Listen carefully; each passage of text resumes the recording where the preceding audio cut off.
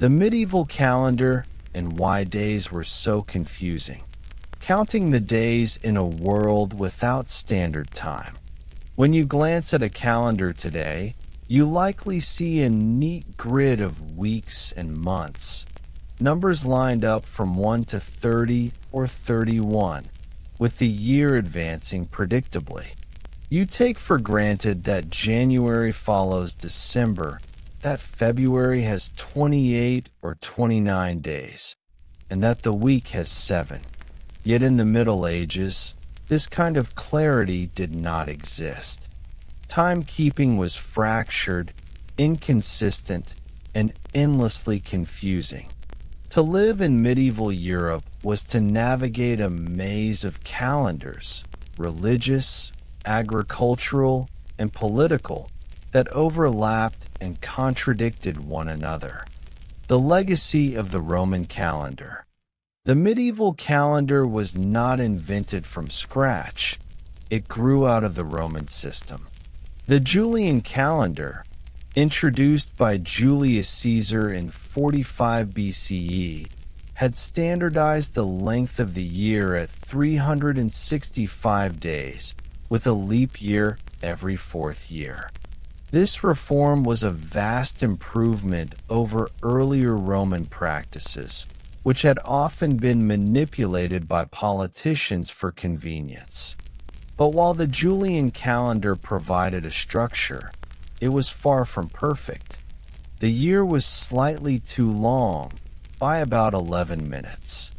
Over centuries, this small error accumulated, gradually shifting the calendar out of alignment with the solar year. By the Middle Ages, the problem had become visible. Religious festivals like Easter, meant to correspond with the spring equinox, no longer matched the seasons accurately. This drift would not be corrected until Pope Gregory XIII introduced the Gregorian calendar in 1582. But until then, medieval people lived within the imperfect framework of Julian reckoning, while also layering on countless local systems that made timekeeping bewildering. Saints' days and the liturgical calendar. One of the most important aspects of time in the Middle Ages was the liturgical calendar of the Church. Instead of months and numbers, many people thought of the year in terms of saints' feast days. January 1st was less significant as the 1st of January than as the feast of the circumcision of Christ. March 17th was not simply March 17th, but the feast of St. Patrick. Each day was dedicated to a saint, and the lives of communities revolved around these feasts. Markets, festivals, and contracts were often set by reference to them. A peasant might be told to deliver grain on the feast of St. Michael, or a payment might be due 3 days after All Saints. These references made sense to those immersed in the religious rhythm of life, but they were confusing for outsiders, and even more confusing when saints' days varied by region. The major festivals, Easter, Christmas, Pentecost, anchored the year, but even these were unstable. Easter, in particular, was calculated using a complicated formula based on the first full moon after the spring equinox. This meant that its date changed every year, dragging many other feasts with it. To live by the medieval calendar was to live by shifting markers, never quite knowing in advance when certain days would fall. Regnal years and legal documents. In addition to saints' days, time was often recorded by regnal years, the number of years a king or queen had been on the throne. A medieval charter might be dated not as 1123, but as the 4th year of the reign of King Henry I. To understand when such a document was written, you needed to know precisely when the monarch had been crowned and how regnal years were counted in that kingdom. This system was not uniform across Europe. Some kingdoms began counting from the actual coronation date, while others started from the following new year. In some cases, a disputed succession meant that two people claimed the throne at the same time, resulting in competing regnal calendars. What might seem like a simple date could therefore be the subject of lengthy debate. Multiple New Years. One of the most confusing aspects of the medieval calendar was the lack of agreement on when the year began. Today, you mark January 1st as New Year's Day, but in the Middle Ages, this was far from universal. In much of Europe, the year was reckoned from March 25th, the Feast of the Annunciation. This meant that March 24th, 1349, was followed by March 25th, 1350. In some regions, Christmas, December 25th, marked the beginning of the year. In others, Easter determined the year's start, making it a moving target. As a result, two documents written only weeks apart could appear to be a year apart, depending on which system was used. Historians today must carefully decipher which New Year convention a scribe followed when recording a date. Market days and agricultural time. For ordinary villagers and peasants, the grand reckoning of saints and kings mattered less than the cycle of agriculture. Time was measured in seasons: plowing, planting, harvest. Days were marked by the rhythm of labor, not by the neat count of months. Market days provided another kind of calendar. In many towns, a weekly market was held on a fixed day, Wednesday in one town, Friday in another. People often reckoned time by these intervals, 2 markets from now, or the week after the wool fair. Contracts and rents might also be tied to agricultural festivals. Michaelmas, at the end of September, was a common day for paying rents, as it coincided with the harvest. Thus, for the rural population, the year was not a grid of dates, but a cycle of work and obligation. Hours of the day. If the year was confusing, so too was the reckoning of daily time. Mechanical clocks did not become widespread until the later Middle Ages. For most of the period, people relied on the division of the day into canonical hours, set by the church: matins, lauds, prime, terce, sext, none, vespers, and compline. These were not fixed by exact minutes, but by the position of the sun. This meant that the length of an hour varied with the seasons. In summer, when days were long, daylight hours were longer. In winter, they were shorter.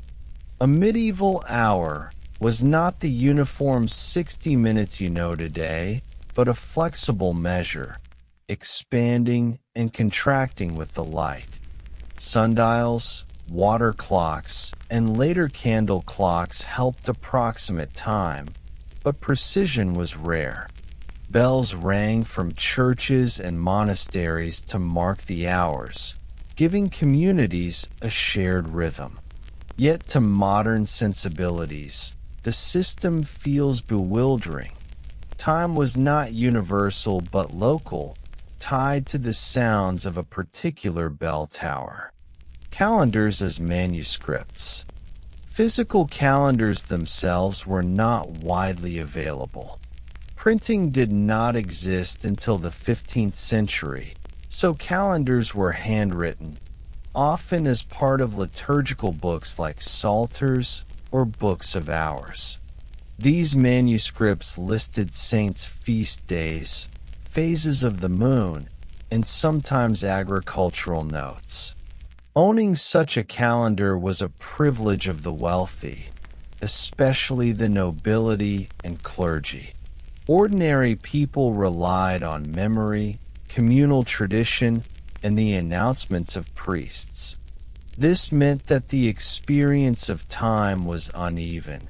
The educated elite had access to detailed reckonings, while peasants oriented themselves through local custom.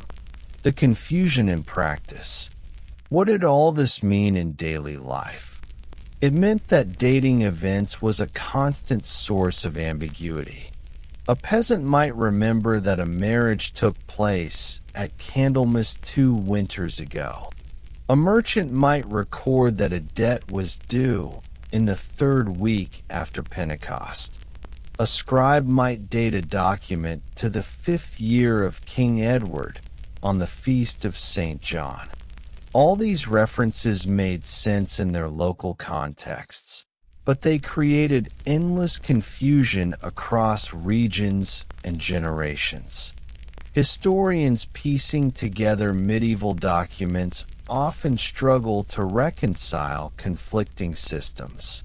Even contemporaries must have found themselves puzzled when dealing with traders or officials from other lands. Reflection. The medieval calendar, then, was not a single system but a patchwork of reckonings. Julian years drifting from the solar cycle, saints' days anchoring religious life, regnal years framing politics, agricultural cycles structuring labor, and canonical hours shaping the day. It was confusing, inconsistent, and imprecise. And yet it worked. People lived by it, organized their affairs, and marked the passage of life and death. For them, time was not a universal measure but a lived experience, woven into the rhythms of the church, the land, and the local community. But as the centuries wore on, and the errors of the Julian calendar grew more obvious, one question loomed ever larger. How could a society whose life revolved around sacred time reconcile itself with a calendar that no longer matched the heavens? Living with a patchwork of time. By now, you have seen how the medieval calendar was not a neat system, but a collection of overlapping traditions.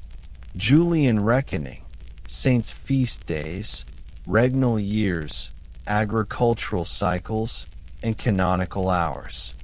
To us, the contradictions seem bewildering. Yet people in the Middle Ages lived with these systems every day, weaving them into the fabric of their lives.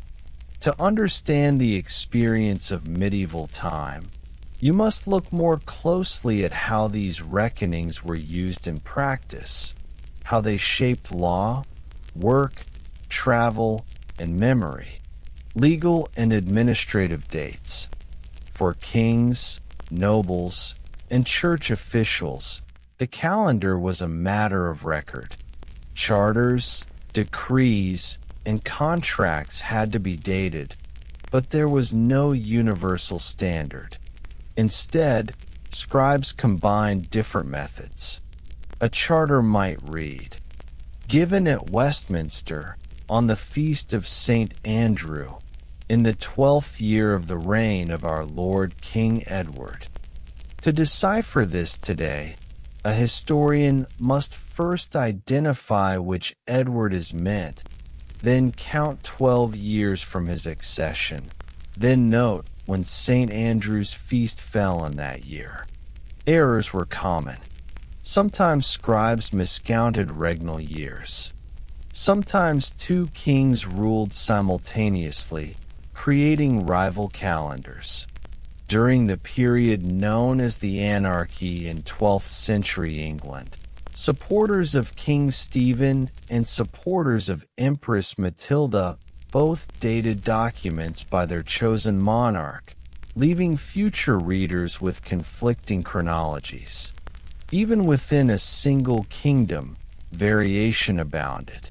If one scribe reckoned the year from Christmas and another from March 25th, their documents could appear to be a year apart, though written only days apart.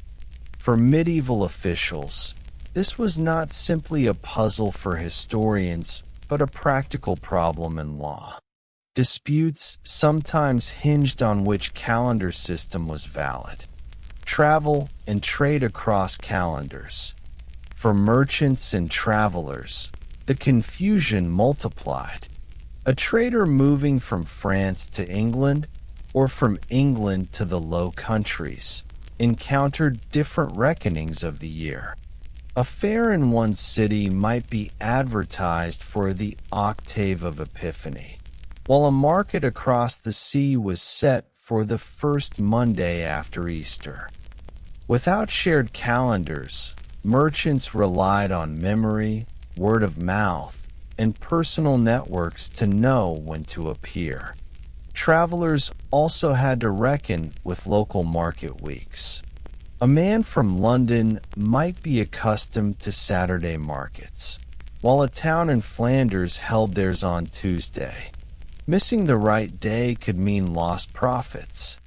In a world where journeys took weeks, this was no small inconvenience. The lack of uniform calendars made long-distance trade more difficult, but it did not prevent it. Instead, it forced merchants into habits of flexibility and patience. They learned to ask locals, to note feast days, to adapt their schedules. Time was not an absolute framework, but a set of shifting markers negotiated in every new place. Monasteries and sacred time. In monasteries, the calendar took on another form altogether. Monks lived by the liturgical cycle more strictly than anyone else. Their days were punctuated by the canonical hours, matins in the night, lauds at dawn, prime at first light, and so on. The ringing of bells, not the counting of hours, ordered their lives. Yet even here, confusion crept in. The calculation of Easter, the central feast of the Christian year, required astronomical tables and mathematical formulas. The so-called computus, or method of calculating Easter, became a specialized field of study. Monks copied and recopied tables showing lunar cycles, equinoxes, and leap years. Errors could spread easily, leading to disputes between communities that celebrated Easter on different Sundays. The problem was not trivial. Easter determined the timing of Lent, Pentecost, and numerous other feasts. If different monasteries observed it on different dates, their fasting and feasting cycles fell out of harmony. Councils were convened to resolve these issues, but even after agreements were made, local variations persisted. Rural life and the seasons. For peasants and farmers, the complexities of regnal years and computus mattered less than the practical cycle of the seasons. Time was measured by the land, the first frost, the ripening of wheat, the shearing of sheep. Agricultural manuals sometimes listed tasks by months, but these months were not abstract numbers. They were guides to work. A man might know that he must sow barley around St. Martin's Day, or that he must bring his sheep to pasture after Candlemas. These instructions tied agriculture to the saint's calendar, blending sacred and practical reckoning. Yet even here, confusion lurked. The same saint's day might be observed on different dates in different regions. Local traditions governed when fields were blessed, when rents were collected, when fairs were held. Farmers had to rely on custom and community knowledge, passing down the rhythm of time through oral tradition, memory, and storytelling. Without printed calendars, memory played a central role. People remembered events not as numbered dates, but as associations. A birth might be recalled as the winter after the Great Flood, a death as 3 weeks before Michaelmas. Chronicles written by monks often listed events by year and saint's day, but oral memory was more flexible. This made the past harder to pin down. A village might remember that a fire occurred at harvest 2 summers ago, but whether that was 1261 or 1262 mattered little to them. Precision was less important than relation. When something happened in relation to work, feasts, or rulers. To modern readers, this seems frustratingly vague. But for medieval communities, it was sufficient. Their calendars were less about abstract measurement and more about lived experience, about remembering when to plant, when to pray, when to pay dues. Conflicts of time. Yet the lack of standardization could cause disputes. A rent might be due on the feast of Saint Michael, but if one party observed it on a different date than another, arguments followed. A legal deadline might be reckoned differently depending on whether the year began at Christmas or in March. Even the church sometimes faced internal conflict when neighboring dioceses celebrated Easter on different Sundays. The potential for confusion highlights the importance of local authority. Priests, scribes, and officials were the arbiters of time.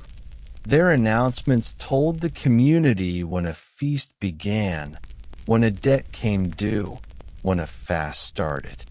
Ordinary people trusted these authorities to interpret the calendar because they themselves had no books or tables to consult. The slow drift of the Julian calendar. By the later Middle Ages, the drift of the Julian calendar had become more obvious. The spring equinox, which should have fallen on March 21st, was occurring earlier and earlier in the calendar. Scholars noticed, and councils debated reforms, but solutions proved elusive. For ordinary people, the drift was invisible in daily life, but for the church it was a problem. Easter, calculated from the equinox, was drifting out of alignment with the solar year. Astronomers and theologians discussed the matter for centuries, producing treatises on lunar cycles and leap years. These writings were technical, filled with tables and calculations that few could understand. It was, in a sense, the ultimate example of medieval time, an elaborate system maintained by experts, confusing to ordinary people, yet essential for the rhythms of society. Reflection. Living with the medieval calendar meant living with complexity. Time was not a straight line, but a web of overlapping systems. The elite navigated it through charters and computus tables, the clergy through saints and festivals, and the peasants through land and seasons. Each community had its own reckoning, and together they created a patchwork of time. But as the 15th and 16th centuries approached, the errors of the Julian calendar could no longer be ignored. The disjunction between sacred time and solar time demanded reform. And so the question grew sharper. Would the church and kingdoms of Europe find the will to change? Or would they continue to live with a system that no longer matched the heavens? Reform, resistance, and the long shadow of time. You have now seen how the medieval calendar functioned as a patchwork of saints' feasts, regnal years, agricultural cycles, and drifting Julian reckonings. It was inconsistent, confusing, and often imprecise, yet people lived by it for centuries. But by the late Middle Ages, the flaws of this system became increasingly difficult to ignore. The calendar that had guided life for over 1,000 years was slipping away from the natural order of the seasons, and reform was both necessary and controversial. The problem of the equinox. The Julian calendar's error of 11 minutes per year may seem trivial, but across centuries it added up. By the 1500s, the spring equinox, which should have occurred on March 21st, was happening around March 11th. This shift had profound consequences for the Church, because Easter was tied to the equinox. Easter, by ancient tradition, was celebrated on the first Sunday after the first full moon following the equinox. If the equinox itself drifted, the date of Easter drifted too. Communities celebrated the resurrection of Christ on dates increasingly distant from the actual rhythms of the heavens. For a society that believed time was sacred, this was unsettling. Scholars had noticed the problem long before. As early as the 12th century, writers proposed adjustments to the leap year system. But reform required agreement across Christendom, and consensus was hard to achieve. The medieval calendar endured not because it worked perfectly, but because no one could agree on how to change it. Failed attempts at reform. Councils debated calendar reform at various points. In 1414, the Council of Constance considered the issue, but other concerns, schisms in the church, heresy trials, overshadowed it. In 1436, the mathematician Paul of Middelburg suggested corrections, but his proposals were not adopted. Reform required coordination between kings, bishops, and astronomers across Europe, and in an age of fractured authority, such coordination was nearly impossible. Meanwhile, ordinary people continued to reckon time as they always had, indifferent to astronomical drift. For a peasant, Easter was still Easter, no matter the equinox. For merchants, debt still came due on saints' days, no matter how misaligned the year. It was the clergy and scholars who felt the urgency. As they watched sacred time slip further from the natural cycles it was meant to follow. The Gregorian reform. At last, in 1582, Pope Gregory XIII introduced the reform that bears his name. By then, the equinox had drifted 10 days from its intended date. The solution was drastic but simple. 10 days were skipped.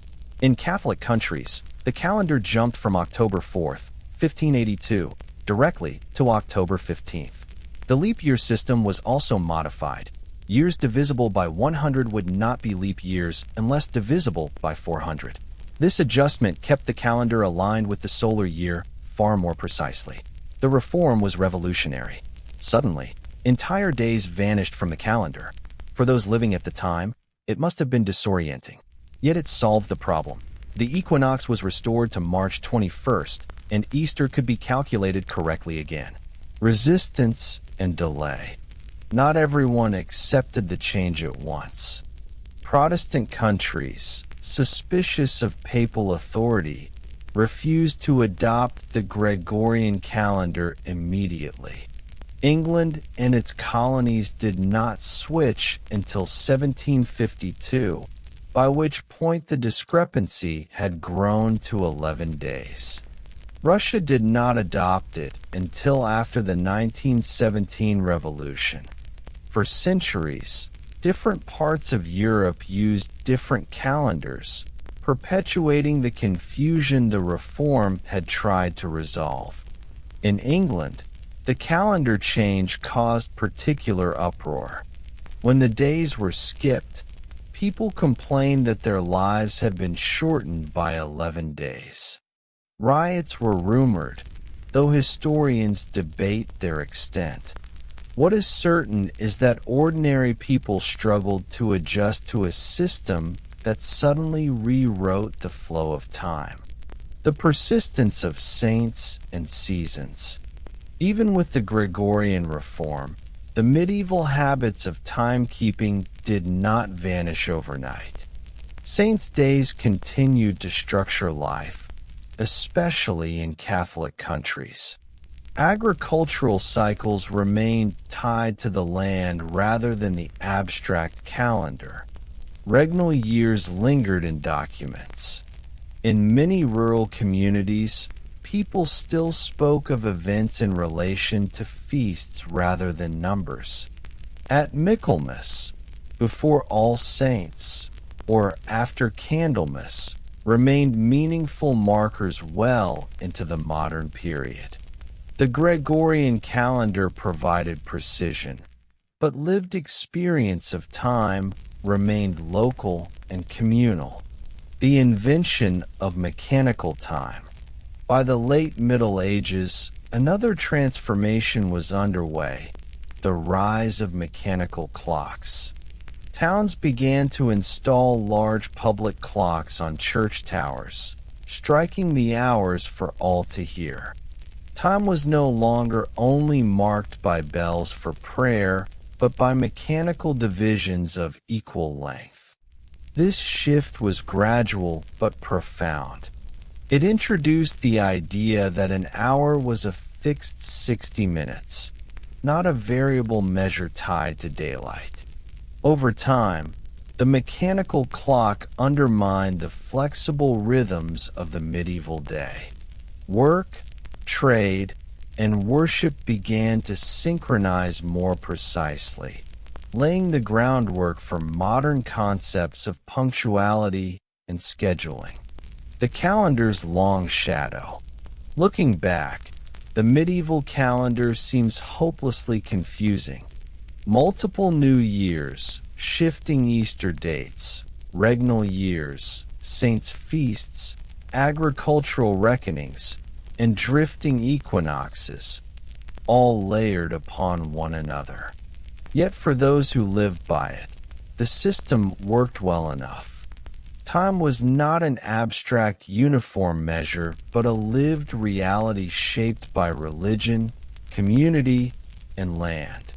The very confusion of the medieval calendar reminds us that time is not only a natural phenomenon, but a human construction.